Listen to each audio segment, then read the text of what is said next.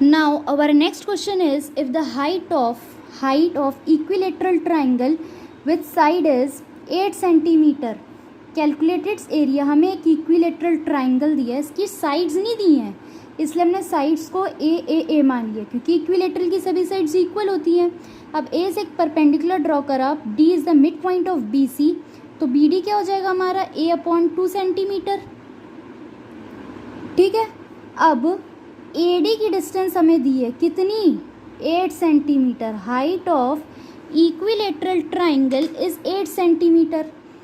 ठीक, तो अब in triangle A B D, हमने ए बी डी ट्राइंगल एक माना, इसमें पाइथागोरस थ्योरम को अप्लाई करा, तो ए डी का square is equal to A B square minus B D का स्क्वायर आ गया अकॉर्डिंग टू पाइथागोरस थ्योरम। तो ए डी का स्क्वायर कितना हो जाएगा 64, 8 का square 64 is equal to A B का स्क्वायर, ए का स्क्वायर माइनस बी डी का स्क्वायर, ए स्क्वायर अपॉन 4, तो ये हो जाएगा एलसीएम लेंगे तो कितना आ जाएगा 4a square minus A square upon 4। ठीक, तो ये हो जाएगा 64 is equal to 3a square upon 4। Now अब ये इंटू हो जाएगा 64 इंटू 4 अपॉन 3 बराबर a का स्क्वायर। अब a स्क्वायर क्या आ जाएगा, 4 4 ज़ा 16, 6 4 ज़ा 24, कैरी 1 प्लस 1 25, 256 अपॉन 3, ये इसकी वैल्यू आ गई हमारी ए स्क्वायर की। लेकिन हमें फाइंड क्या करना था, एरिया। एरिया क्या होता है, एरिया ऑफ इक्विलेटरल ट्राइंगल होता है √3/4 इंटू ए का स्क्वायर, तो ये हो जाएगा √3/4 इंटू 256 अपॉन 3 सेंटीमीटर स्क्वायर, तो ये हो जाएगा 4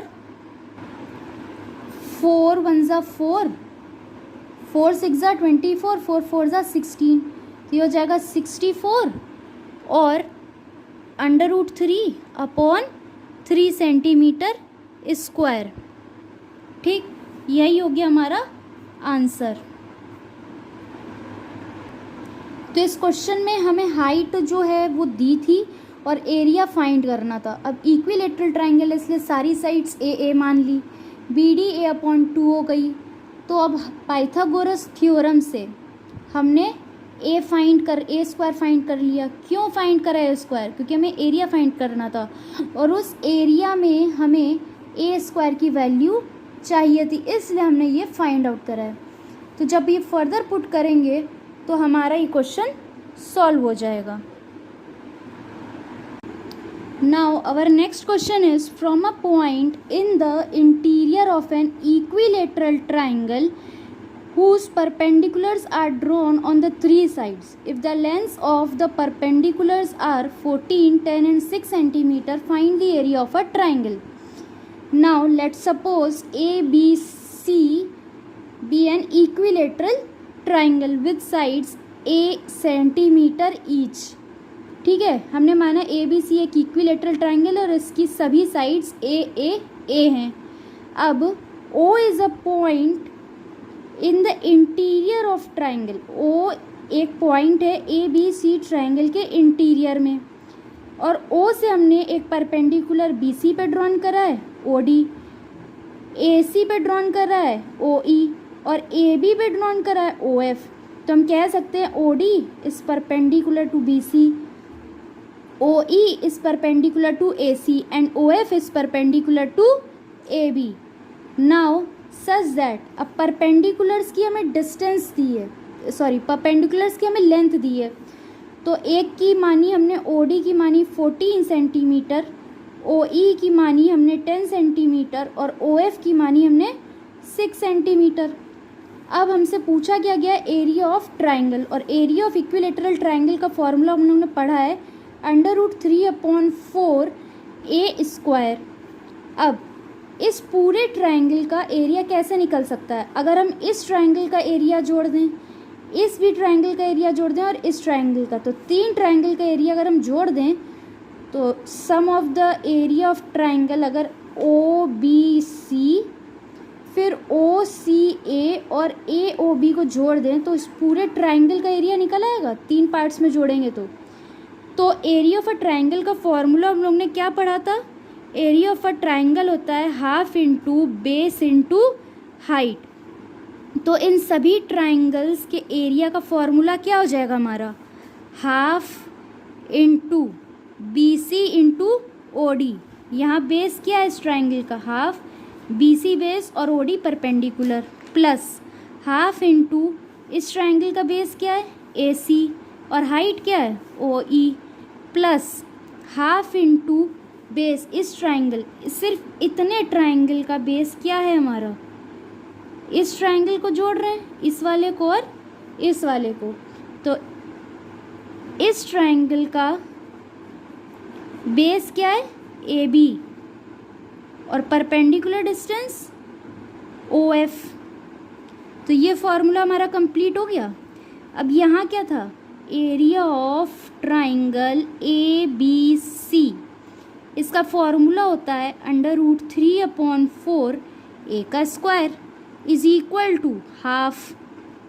इसको यहाँ लिख सकते हैं ए और ये भी ए, ये पूरी डिस्टेंस, ये वाली और ये वाली। तो अब ये क्या हो जाएगा? हाफ इंटू ए इंटू ये बेस है ए इंटू 14, प्लस हाफ सब में से हमने कॉमन कर लिया तो अंदर क्या आ जाएगा? फिर से A into 10 plus A into 6। तो ये हो जाएगा √3/4 A square is equal to half. और इन सबको जोड़ेंगे तो ये क्या हो जाएगा? 14 + 10 24 + 6 30। ये कितना आ गया हमारा? 15a। एक ए से एक ए कैंसिल, तो ए की वैल्यू आ जाएगी 15 4 = 60/√3। तो अब हम लोग क्या करेंगे? 60/√3 आ गई।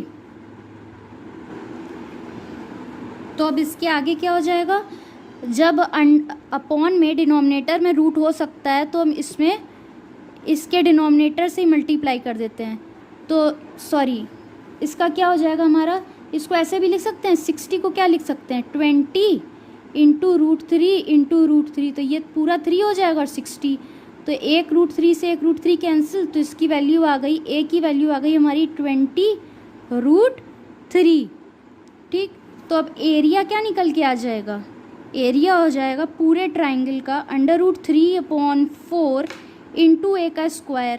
तो ये क्या हो जाएगा? 20 का स्क्वायर और √3 का भी। तो ये हो जाएगा √3/4 इंटू 400 इंटू 3। तो ये हो गया 100। तो कितना आ गया? 300√3 और सेंटीमीटर स्क्वायर। तो इसकी वैल्यू क्या आ गई? 300√3 सेंटीमीटर स्क्वायर।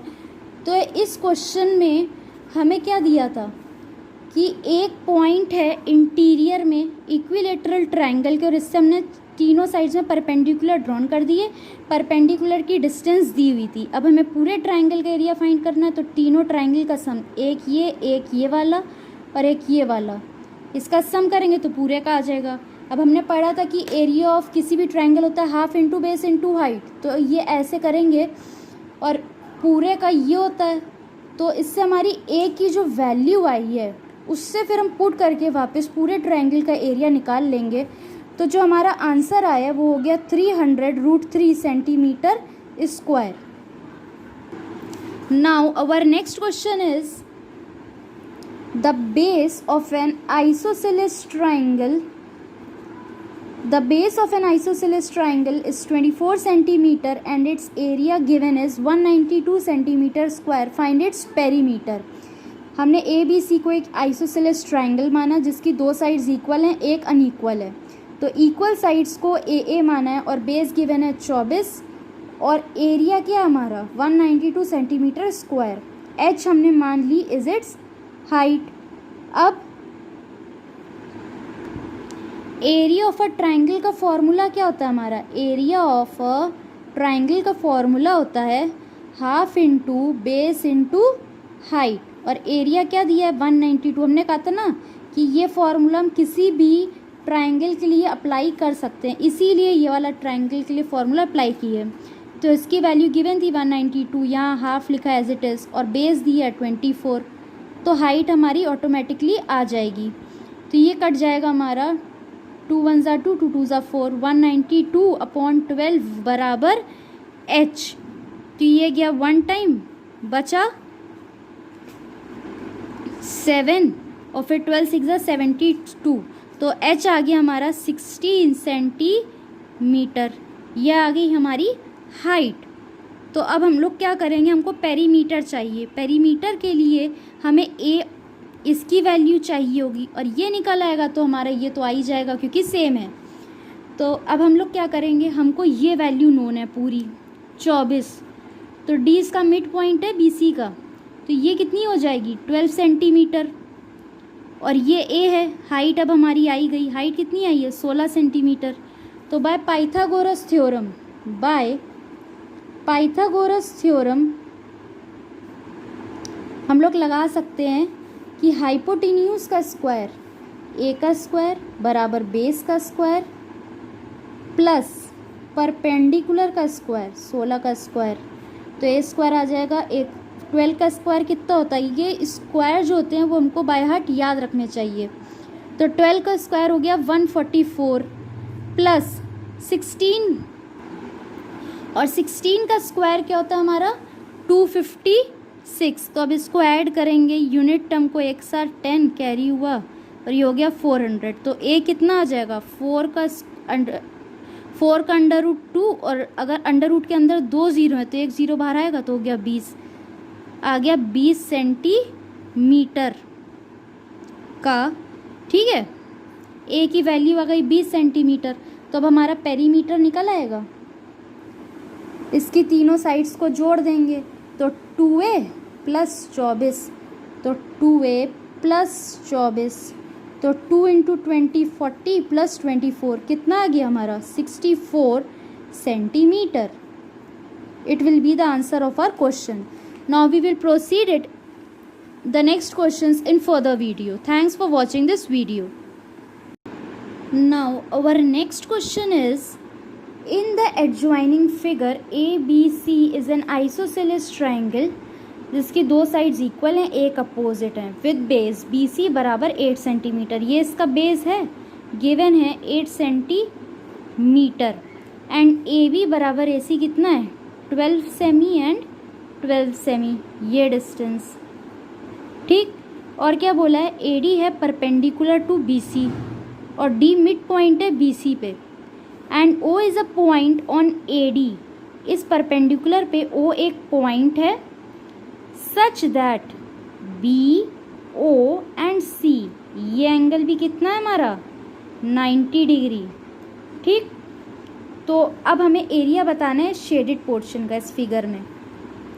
अब AD परपेंडिकुलर है BC पे, D मिड पॉइंट होगा, तो जब ये पूरा BC 8 है तो BD कितना हो जाएगा हाफ ऑफ BC का आधा है, D मिड पॉइंट है, तो D हमारा मिड पॉइंट है। ठीक, तो D हमारा मिड पॉइंट है, तो BD कितना आ जाएगा half of BC is equal to हो जाएगा हाफ इंटू BC कितना है 8, कितना आ गया 4 सेमी। ठीक, ये आ गया हमारा BD की length. Now from triangle AB and D, A B और D, पाइथागोरस थ्योरम लगाएंगे। बाय पाइथागोरस थ्योरम हाइपोटेन्यूज का square is equal to base का स्क्वायर प्लस परपेंडिकुलर का स्क्वायर। 144, 12 का स्क्वायर होता है 144, BD का स्क्वायर 4 का स्क्वायर 16 प्लस AD का स्क्वायर। ठीक, तो ये हो जाएगा 144 minus 16 is equal to AD का स्क्वायर। इसकी वैल्यू कितनी होती है हमारी 128। सॉल्व करोगे 3 14 में से 6 128, और ये अंडर रूट करेंगे तो ये वैल्यू कितनी आ जाएगी AD, और इसकी वैल्यू आएगी हमारी इसको परफेक्ट स्क्वायर में ब्रेक करेंगे तो इसको हम लिख सकते हैं 64 इंटू 2, 4 2 Z, 6 2 12। तो 64 का अंडर रूट कितना हो जाएगा 8, और 2 का पेयर बन नहीं रहा इसलिए अंडर रूट 2 ही रहेगा। तो AD की वैल्यू आ गई 8√2 सेंटीमीटर। तो एरिया ऑफ ट्राइंगल ABC, इस देखो हमें इस शेडेड पोर्शन का एरिया निकालना है। तो हम कैसे निकालेंगे, अगर हमें पूरे एरिया में से इस वाले का एरिया माइनस कर देंगे तो इसका एरिया आएगा। तो हमने क्या करा, हम पहले इस पूरे ट्राइंगल का एरिया निकाला। तो कैसे निकालेंगे, एरिया ऑफ ट्राइंगल ABC बराबर half into base into height.